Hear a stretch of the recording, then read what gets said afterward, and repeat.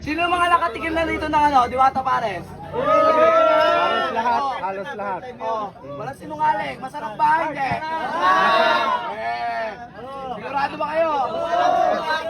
Titikman ko. Oh. Bawal magsinungaling ha. Ito, titikman natin. Asa yung isang kampo? Dito. Diwata, titikman ko ah. Ayan, sitik ko yun. Bakit ko sinasabi sa ganyan yung pagkain? Gusto ko ano eh. Gusto ko yung crispy niya eh. Ah, okay. Gusto ko yung crispy. Saka ako sa kasabawan. Oh, meron. Ano nga ng ano, sabaw ng Paris na yung medyo mainit. Kasi kanina pa to eh. Mainit. Ano, masarap? Masarap? Wala pa. Wala pa. Wait. Yaman. Idol awit to. Panyaman, nakputang animal. Ang sarap. Hindi, tanda ko, start to drive, mamatay. Masarap. Masarap ang Diwata para sa overload. Ayoko na ito kasi hindi ito eh. Gusto ko yung kayo. Yung kasama dun sa 100. Ano yung kasi ayun yung pinunta ko dito eh. Katikman yung Paris niya and may bago siyang menu. Anong tawag dito? Barbecue. Tsaka yung chicken. Hindi siya chicken. Chicken.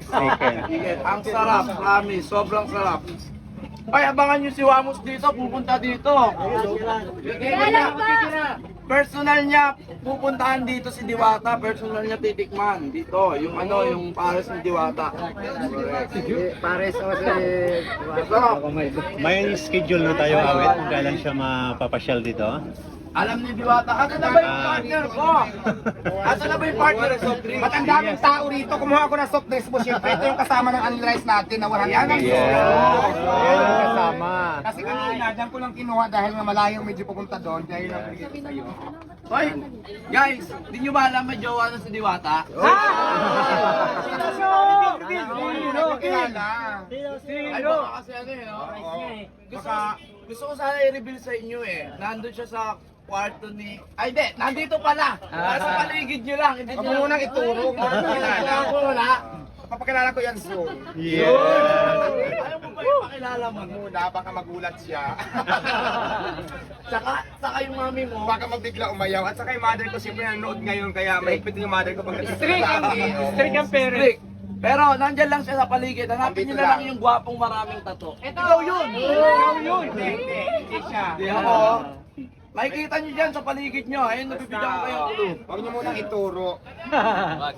Andyan yung jowa niya sa paligid niya. Ay, paligid niya. Ano kulay ng damit?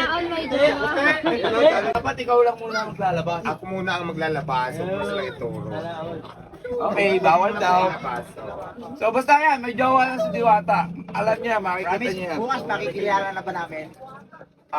Tatanungin ko muna sa kung ready na siyang ipakilala ko sa publiko. Char! Kahit naman ngayon, ready na siya eh. Parang hindi pa, parang kinakabahan pa. Diwata, message mo Halika sa nga kanya. dito. Message mo ron sa special someone mo. Kung nasaan ka man ngayon, dyan ka na lang. Pupunta So, pakilala ko na ba sa inyo? Ako na mismo magpapakilala sa inyo. Hindi ka bahala ka na nga. And ikikis.